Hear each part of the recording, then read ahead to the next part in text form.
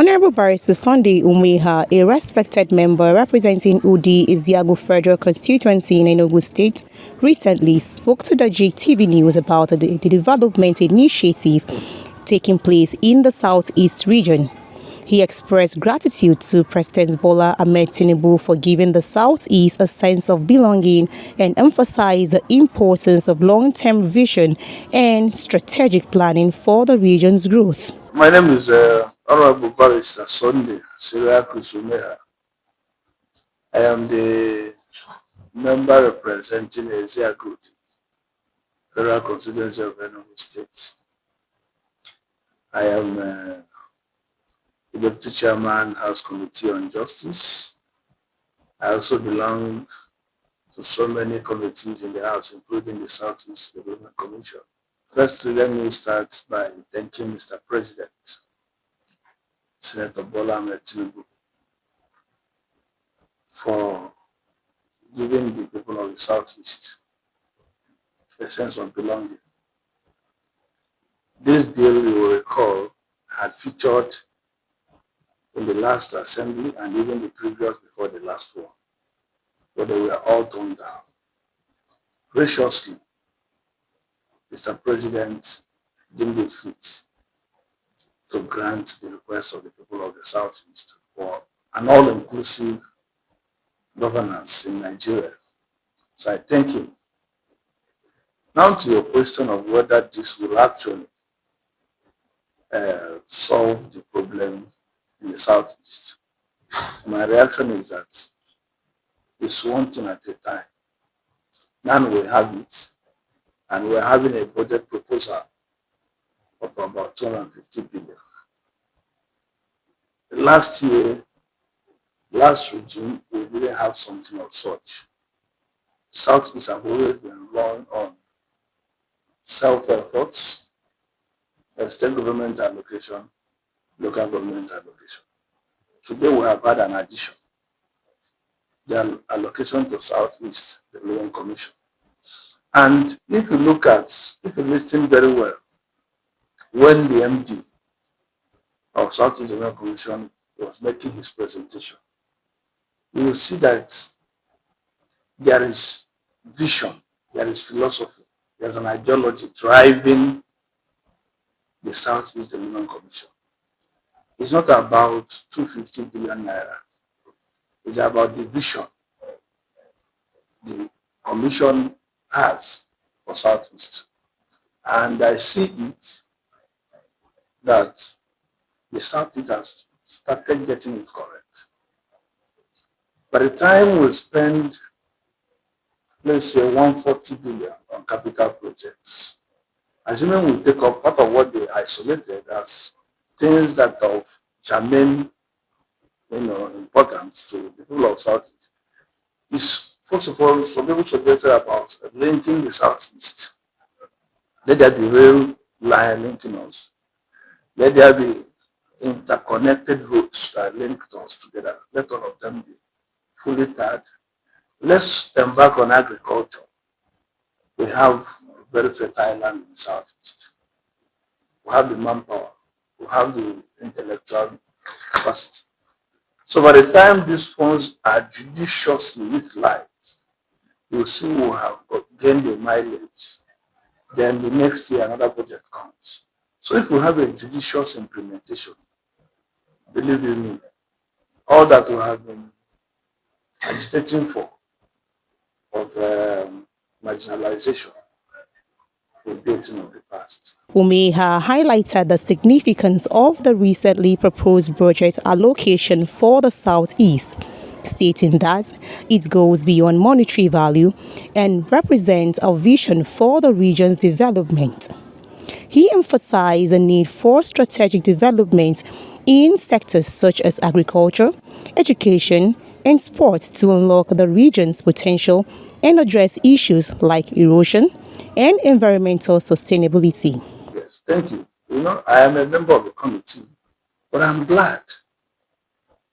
And that's why I'm re-echoing it before you now. At the MD clearly highlighted the structure already that they've conceived on how to make sure that this will not be one of those funds that will be voted. And at the end of the day, the people will look for it and see it nowhere. In fact, I appreciated when he said, please, my dear brothers of Nigeria, when the committee is made up of people from other regions, let us know where to play politics and where not to play politics.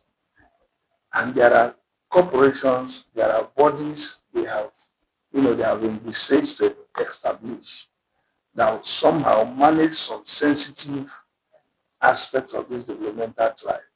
And they will be it's not going to be politically based, to purely on meritocracy. So I believe that going by his explanation that means the philosophy and the ideology, that already mechanisms have been worked out to ensure that these funds will not be, misappropriated or embezzled. And I can also tell that those, some of us who are from the Southeast, who are members of that committee, we will ensure for the first time that this money is judiciously utilized. This one is not for political compensation. It's not for political friendship. It doesn't matter who gets it. What we know is that we prioritize the development of the Southeast, starting from where it ought to start. We talked about sports. Of course, in the Southeast, we have bundle of talents. Even if you go to outside world, people that are making Nigerians great, the majority of them are from the Southeast. And that talent is still there, waiting to be harvested. And he talked about developing sports so that we'll have our people meaningfully engaged, doing well in several sectors. He talked about leveraging on the benefit of technology to enhance the developmental drive in the Southeast. He talked about environment. You see, he even talked about the issue of erosion and how he intends to tackle the issue of erosion. Not necessarily from this little amount of money, no. You see a young man working with a team that has vision, that has mission, because they're out for a purpose. And I told them they will be judged by their output. Tomorrow, if you get it right in Southeast, of course, the credit to a large extent goes to them. So I'm confident that these funds will not be misappropriated. When asked about concerns regarding financial mismanagement, Umeha assured that measures are in place to ensure accountability and transparency in the utilizations of funds, and he emphasized the importance of prioritizing development over political consideration and called for collective effort to drive progress in the Southeast. I agree with you. Not only the examples you cited, there are many instances of financial misappropriation in Nigeria. You see, but I can tell you that this time around, our fate is in our own hands. That which we seek, we've been given. If we now go back and decide to go back to Egypt, because when you misappropriate the funds that you ought to use for development of Southeast, you can't be crying tomorrow that Southeast is not developed. If it is water that is funds that handle in Southeast, we tackle water. If it is agriculture that we can use it to leverage on, we'll do it. Some people are yearning for creation of seaports in the Southeast. Just lay line. This is an independent power plant that will give power, knowing that majority of our people are commercial people. We're into businesses. So because if you have power, it will enhance you. So this time around, it's not going to be business as usual. I can tell you. You see, because if Mr. President will go this far, it takes a man with political will to grant this more or less regional autonomy. Because we have it in the other zones. But now he has said, Southeast has their own share. Just like we're yearning for creation of, if not for anything, at least one more state. And tomorrow, if they give it to you, I decide to mismanage it or maybe not to leverage on it to get to where we ought to be, then we have ourselves to blame. So I can tell you that looking at the passion, looking at the zeal that has embraced this commission, the likelihood of misappropriation will be very minimal. I can tell. And look at that young man. Look at the MD. You see a young man that knows what he wants. You see a young man that is committed. You see a young man that is, in fact, you see a young man who is willing to resign if the right things are not done or are not followed. You know, to tent his record or to tent his name, he is willing to resign. And I'm proud to say that his mother is from Wood, from Eke. So I'm proud of him. And I know that he's going to do us proud. So the Southeast Development Commission has come to stay. And I can tell you that by the time you have this wonderful synergy between the Commission, the 5 states of the Southeast, members of the National Assembly, the local government chairman, we're looking at Southeast of our dream. The Southeast we've all yearned for. That's exactly where we are at the moment. Technology. Yes, if you look at it, if we were there, young man explained it, that the technological innovations we have today in Nigeria, majority of them are driven by great sons and daughters from the Southeast. And the problem you have is that once these potentials are developed, because of a lack of enabling environment in the southeastern states, you see them running to Lagos. You see, but this time around, the commission is working to make sure that the environment becomes conducive, so I can leverage on these great potentials that we have to develop our southeast. In fact, today the world is ruled by technology, both in school. So how do you intend to do this? How we intend to do this, in practical terms, we have said, in practical terms, you can only give that the enabling environment is talking about is to have an institution. He gave an example. With so many, said, we gave an example like Michael Rabara University, UNICEF, UNN, to institutionalizing it by way of making sure that these people let there be centers of harmony, centers where these talents can be united and sourced from. He also talked about leadership, getting not less than 30, 40 exceptional young graduates from Saudi to be tutored on leadership for 1 year, from where the state governors, people of Southeast can even appoint special advisors, local government. You see, when you tutor people, when there's this formation and foundation for leadership, founded on good principles, you see, it will be easier for them to embrace it and do well. So I believe that the commission is just starting. Remember, this is the first year, and this is their first budget. You see, most importantly, the young man has been able to also explain how they intend to source funds, because you will agree with me that 140 billion will go nowhere. That's exactly what we have at the moment. The other 100 billion is AIDS loans, and that they are hoping it will go down, that it is there on ground.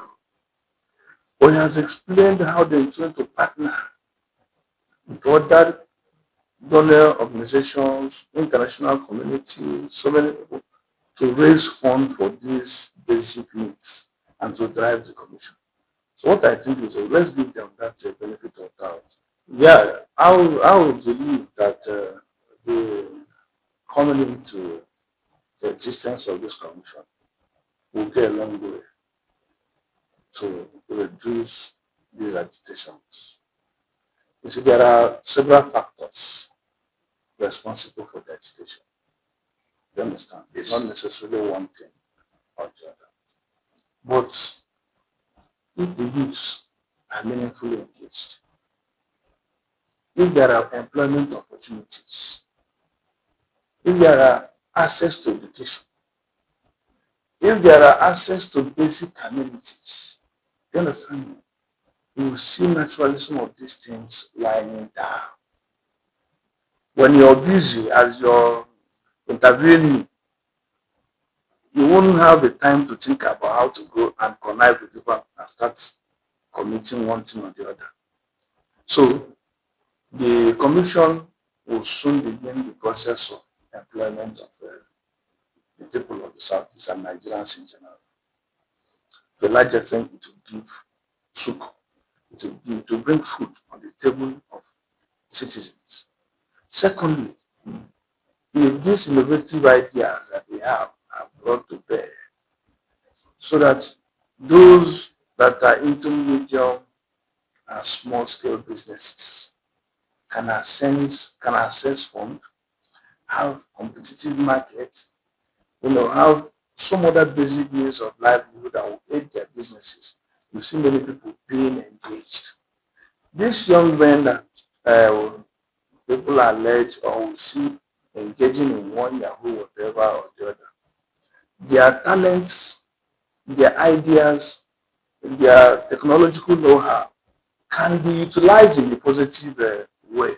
It is when they look for meaningful source of livelihood and it's not there, some of them become so feeble, so weak, and they tend to venture into the negative thing. I'm not saying it's an excuse. No, it's not an excuse. But at the same time, when they see that their knowledge, IT knowledge, can be utilized in something meaningful and still earn them a living, why would they venture into something that every day of their life they live in fear of being arrested or being prosecuted, of their houses being busted by operatives of EFCC?